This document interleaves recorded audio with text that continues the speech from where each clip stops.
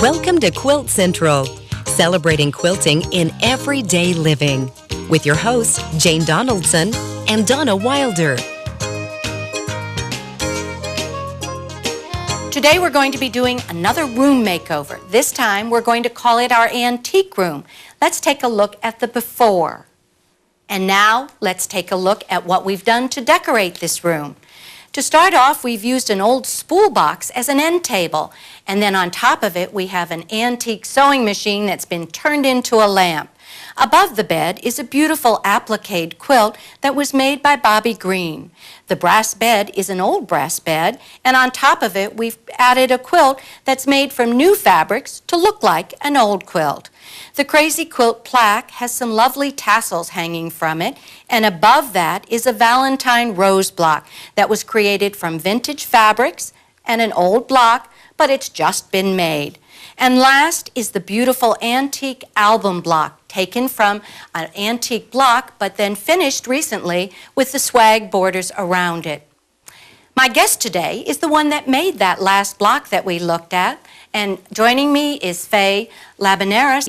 Welcome, Faye. Thank you, Donna. It's a pleasure to be here and share my garden with you. Well, I understand you're going to take us on a fabric adventure.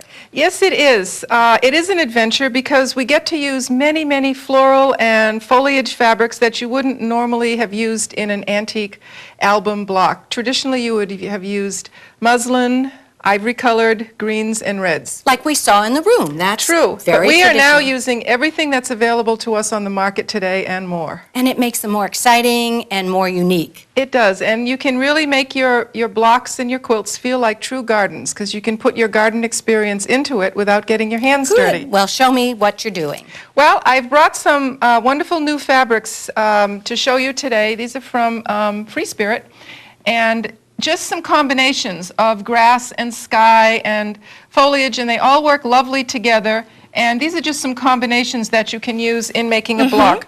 I've done a block up with these fabrics. This is Ring Around a Rosie, and you can see how different this looks on sky fabric rather than on the plain muslin. I mean, you can feel like flowers growing. Absolutely. At springtime. Good. Well, let's take that So we've got some more blocks just to show. Classic rose on just a little rose sprig background. And the use of ultra suede allows you to do wonderful tiny detail without having to stitch it. That's a nice detailing. And then a berry block using beaded berries to represent blackberries and raspberries, and you can almost eat them. They look very real. So this really is allowing you to use lots of materials in a contemporary manner on a vintage pattern and having fun with it. Good. This classic block uses a plaid fabric on just a sunny butterfly print, so you feel like you're actually out there in a meadow. Very nice. And here's another meadow block underneath it, really growing in the meadow, and cording as stems. Really takes the shortcut out of doing tiny applique stem work. Well, this helps when you've got so much to do as far as the applique to take some shortcuts in doing it. Well, and it's also another use of materials, and it adds an extra little texture or twist to the traditional block and design, so it's fun. This is just a foliage scene of the fall foliage with ultra suede acorns, and then some beautiful dyed fabrics. Yes. It's wonderful how they all go together and work so well. Now, in classic gardens, because we can go back to the old-time gardens, they had lots of topiary shrubs. So here we've got our topiary shrubs on a brick pathway, surrounded by grass and more brickwork. So we can really pull in garden elements to this. So you can have your fantasy garden on fabric. Is it hard to select the fabrics, or is that... If you go with greens and blues and sky colors and natural flower colors, it's all going to work together. And then if in doubt, add a little dirt in between, and you'll be fine. This one's unique, the way you did this. Pulling out the sky center, adding a bit of landscape print, really, just sort of gives it a whole new look. And you've got these bright crocuses growing against a sunny blue sky. Great. And we've done the reverse pull-out here. We've added the blue sky, so you see some of the tulips just growing in the breeze, and again the spring flowers, and again the foliage colors. Oh, that looks wonderful. I love that border that you put on there.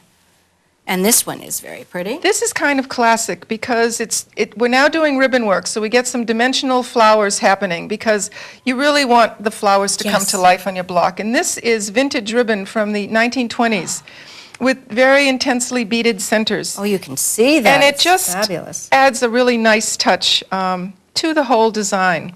And then tying a real bow out of real ribbon makes it a very easy bow. Now, I understand the one behind us is the one from your book. Yes, that's the cover of the book. Oh, it looks great. Tell me a little bit about that one. Well, there are 4 blocks, and a lot of ribbon work is done on the blocks so that the flowers do come to life, and just an intense hand-painted pink border with beautiful quilting just to capture the feel of the roses. That border really makes it stand out. Well, you can't have just enough roses in your life. That's right. So that's a very rosy quilt. And you do use a lot of these dimensional flowers. I do. I like using the ribbon work. That's really from the 1800s. It's a classic technique, and it's been revived again. And I really like to press them down and stitch them flat so they're almost like an old-fashioned pressed rose rather than very dimensional. Oh, well, this looks so pretty. So that's just a little rose bouquet. So we've got a whole pile of gardens to show you here. Well, let's look at those. And this one is a single rose, again with the ribbon in ultra suede, but it's almost a camouflage because it almost matches the background fabric. And in a garden, you don't always see the flowers first time around. You're right. So this just allows you to look a little bit closer. You can wonderful. See something. I love the way that looks around there. Very classic pattern, but traditionally new materials are used. Yep. And this one just highlights the ribbon flowers so you can get a feel. And this was the traditional ivory background used 100 years ago. So you can see how it's more exciting to shop for the newer fabrics than just shades of ivory. It looks so nice. Windblown posies on a sky background, and I use a lot of polished chintz, decorator fabrics, for the garden feel because they're out there, they're fabric, we can use them. We don't have to stick with one particular kind of fabric. And it gives us a whole other venue to look for fabrics, right? Just what we need. And it is a fabric adventure, so we want to shop in as many places as we can. That's right. Even if it means taking our curtains down. And cutting them up, yes. This is Oregon Rose. It's a classic pattern from the 1800s and done on muted solids, so it almost feels you know, like a really old one. And this is the border that was on the original quilt. It's lovely. This is geranium on my windowsill, inspired simply because the fabric was geraniums. So that's how complicated it is naming these and creating these. Sometimes people think that's the hard part, naming your quilt. Again, this is from the 1800s. These are all old patterns, but by doing them, again, with contemporary cording and ribbons and such, it totally changes the look of it. Oh, it sure does. And you've pulled out into this area the same sort of feel that you have from the center, which looks lovely. Thank you. And this is... I know this is your favorite, isn't it? Well, it's bird in a gilded cage. And you almost have to look for where the block is. Right. Because it's really camouflaged by the fabric that is there. And the bird was part of the fabric's design, and it's just stuffed to stand out a little bit more. It looks lovely. Classic gardens had classic urns. So here's our Courtyard Urns, quilted on a courtyard base with brickwork and shrubs and so forth. So again, you're going into your garden. Now tell me about the other one that's on the wall. That's a beautiful piece that you did with the garden. That one is Garden Maze, and there are 4 designs on there that come from a 1600s gardening book. And so they're actual designs for planting mazes in your garden. And who did the quilting on that one, did you say? Ellen Peters from New Hampshire did the quilting, but Jennifer Allman from England did the mazes for me, and she also gave me the English chintz fabric that they're on. Great. So this is a truly English garden. Well, it's wonderful to see your work, and you inspire me to go and look for some new fabrics and new ideas. Well, just have fun. Thank you. You're welcome.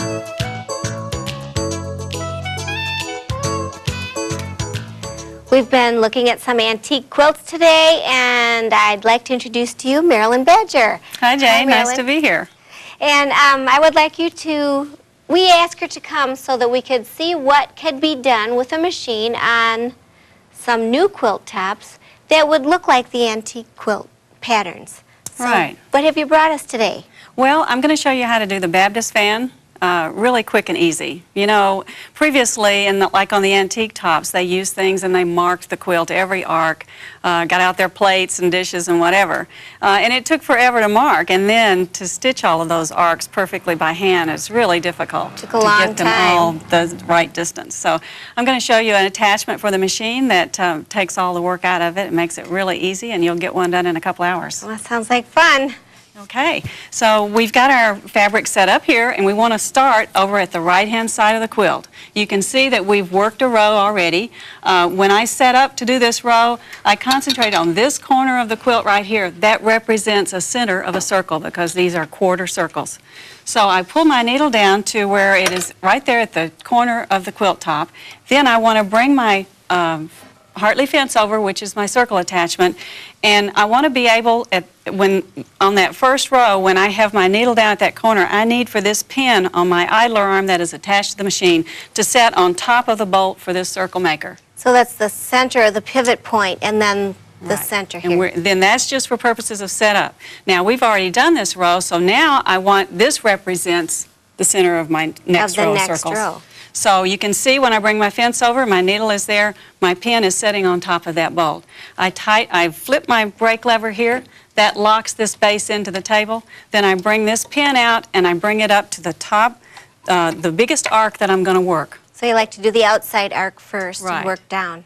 And then you can see I have a little slider on this circle maker. I position it down here to the top of that outer circle, so I always know where to go back to as I roll. So you always remember where the top is. Right, so when that's locked down and I'm at the 12 o'clock position, all I'm going to do is stand over here on this side with my left hand on the controls. I'm going to back up and I'm going to stitch right down to the top of that previous arc, back up and turn it off. Well, you're able to look up here because that's all locked into position. You don't have to worry about if you're making a smooth arc or not, because it's just going to go there. It's locked in. It can't do anything else. So then I pick up the pin out of that hole, I skip a hole and set it down into the next hole. Then I'm going to start away from the stitching a little bit, come toward it, and go back. That's my back tack. That secures all my stitches.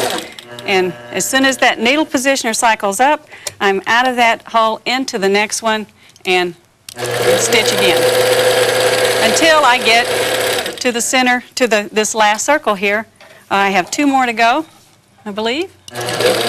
Each one gets a little bit larger so that you're more than a quarter circle on the next group. This is actually an actual quarter circle, only a little past it when we get down to the bottom here, and that's it. Now I'm going to bring my pin back out to that first arc. I'm at the 12 o'clock position with my circle maker. I loosen my brake. I bring the whole machine and circle maker over. So you can't go too far. Yeah, that's and I nice. Just eyeball that. Straight up there. Then I'm going to come right back over here, back up, and go. Well, that is pretty and so you slick. Can see, I leave all my threads attached, and when I get across, I clip through this one and the bobbin so I don't get hung up on them, roll, and I'm ready to go again. Wow, that is really nice. Well, thank you very much for showing us that tip. It's a pleasure. Thanks. On a recent visit to the Museum of the American Quilter Society, I saw an outstanding exhibition of quilts. It was entitled Classics from the Pilgrim and Roy Collection. And joining us is Gerald Roy, who is a quilt historian and the curator of that exhibition. Welcome, Gerald. Thank you very much. Thank you for inviting me. It's a pleasure to see you again. Well, it's always a pleasure to be with you. What is a classic quilt? Well, when we first decided to do the exhibit, and I was picking a name for it, I decided to call it Classics because I was going to be able to pull things from the collection, which I hadn't been able to use before because they didn't necessarily fit into other shows that I had curated from the Pilgrim Roy Collection. So it allowed me to look at those things that were perhaps as beautiful today and remain as beautiful and as important today as when they were initially made. So a classic quilt is similar to a classic car, classic piece of architecture. It's things that have lasting beauty and lasting in terms of their aesthetic as well as their condition. And it seems like many of those pieces in the exhibition have been the foundation upon which a lot of our current quilts have been built. That's right. Many of the design elements in a lot of the classic quilts, of course, are those things that we look towards today as we did in the past, as those things to design from. When did you start collecting quilts, and how did you decide to do this? Started collecting quilts many years ago. Actually, probably 1969 was when we first started collecting. And we were including them as examples of American decorative arts in our regular inventory of our showrooms. We had an antique and contemporary design showrooms, and so quilts were just very, very natural to have as examples of those types. What was the pivotal one for your collection? It was not until we really found, or it was presented to us, the Herrick log cabin, which is at the entrance of this particular exhibit. And it's a log cabin quilt that was actually made by A.M. Herrick and was given to her daughter by the maker, by her mother. And the quilt, when we found it, was in extremely good condition as it was preserved over the years. But when we looked at it and we looked at the design elements in it and the placement of color, the placement of the detailing, we began to look at quilts differently from that point on. What's the rarest one that you have in the collection there? One of the rarest is also one of the earliest, and it's a applique quilt, applique and pieced quilt that actually shows the Garden of Eden and Adam and Eve.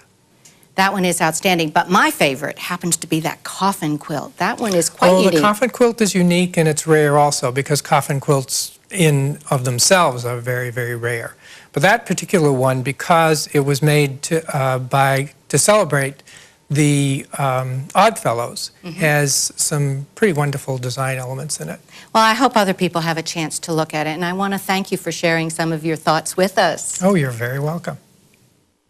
I love to collect antique fabrics and old laces, and my guest today is going to show us a wonderful way to use them. She's going to be making a keepsake plaque. Joining me is Marlis Bennett. Welcome, Marlis. Well, it's my pleasure to be here, and I love antique things, and combining some of the new fabrics with what you already have is a great way to use what might be in your resource center. That's a good idea, and this is really a clever way to do it. Well, it's nice because you can use those single drawer pulls that you have. If you have Victorian picture hangers, those are really the ultimate, but sometimes those are difficult to find, so substituting drawer pulls makes it a very easy thing for anybody to do. And all those great stitches. Well, we're going to do some bobbin work today, and I've also used bits of lace and some embroidery on here so that you could, if you didn't have lace, you could embroider it yourself with the embroidery attachment that goes with the machine. Great. Well, let's get started. Yes, it's wonderful. It's a fun thing to do.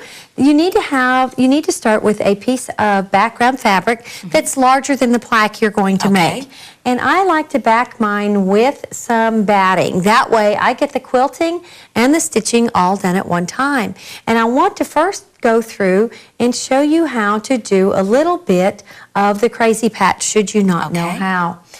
I like to start with a large piece in the center that's 5-sided. Okay. That way you never start with one that's even-sided. Otherwise, it makes it hard to travel around adding new fabrics. And then I can just add a piece of fabric on here, and we're just going to sew this with a straight stitch. And you know, everybody has scraps when they're doing patchwork, and it's nice to keep all those scraps in one bag and then randomly pull them out. Right, it's very nice, especially a nice little basket or something works well, but sometimes we overflow the basket. True. So now I have the second piece put on. Now I would go ahead, I like to use a product that is a temporary spray adhesive in between, and then that way I can spray my fabric and lay it down, do a little bit of pressing, and it doesn't move on me. And my next piece of fabric then would go in this direction. You work your way around either clockwise or counterclockwise, depends on if you're right or left-handed. Sew it and then fold it out, and then continue. Your third one would go over here and work your way around until you have your piece completely full. Once your piece is full, then the fun really begins, because you can just use decorative stitches right here to cover your seams, just like those Victorian crazy quilts. Yes. But with your sewing machine, you can even use some of the stitches to create stitches that look like the hand work that used to be done on those Victorian pieces. Now, what I'm going to do is the bobbin work and use heavier thread, because we can't put a heavy thread through our needle. However, some of the pearl cottons or even a really nice silk ribbon can be wound onto your bobbin, and then if you use a second bobbin case and adjust the tension on that bobbin case, you can run those threads through the bobbin area and bring them up. And I want to say one thing about this. You will need to remember that you have to sew on the back side. Because if you don't, you're going to have all the pretty thread on the front on the wrong side of your project. The stitch I'm using today is stitch number 711. It is a star stitch, and most machines will have a star stitch on them. And I'm doing it in the 9mm width, as wide as a normal sewing foot would take you. And I have used the same color thread on the top as I have with the yarn that is in the bobbin.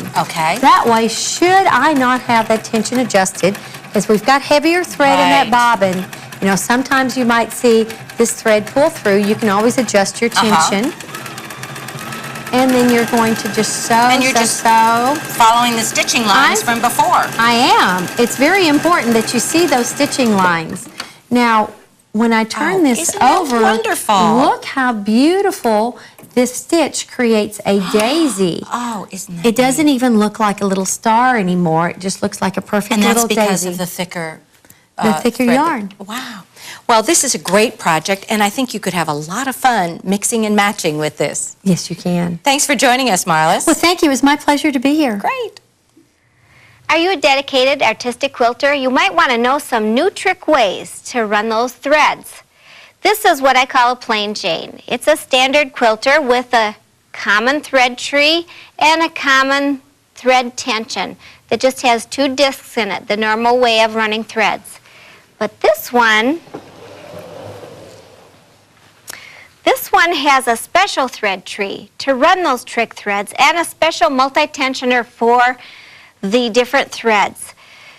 The features on this are you can run a vertical cone or you can run a horizontal cone, and some threads are ribbon-like and they are flat and they need to run in a horizontal manner so they don't twist. It also has a thread lubricator stand, so you can attach one easily and run those fat, thick, fuzzy threads and slick them down so they run through the machine a little easier. It has an arm on it for the laser light, so you can work your machine from the front or the back. In this multi-tensioner here, the first tension has a tension wheel on it, and that's great because it carries the thread around and you can run a weaker one with that. The other 3 are standard tensions, but they all are numbered. So if you want to be a dedicated artistic quilter, you might want to look into these.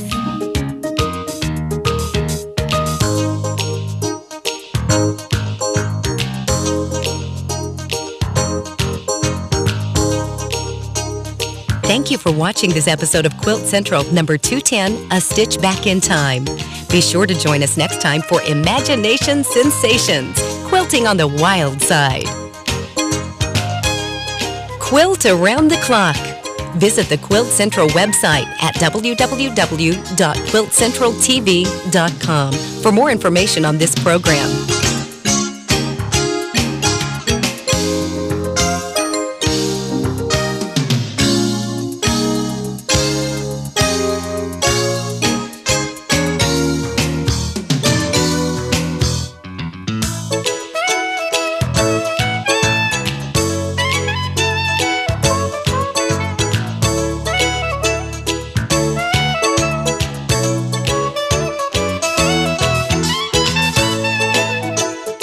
Central is made possible in part by Bernina of America. Nothing sews like a Bernina. Nothing. Quilting Machines International, providing quilting machines and supplies for the world. Sulky of America, Taking creativity to new heights with decorated threads, stabilizers, and books. American Professional Quilting Systems, hand-guided elegance. The American Quilters Society, dedicated to promoting today's quilter. Paducah, McCracken County Convention and Visitors Bureau, Paducah, where no one is a stranger. Additional funding was provided by these companies that care about quilting.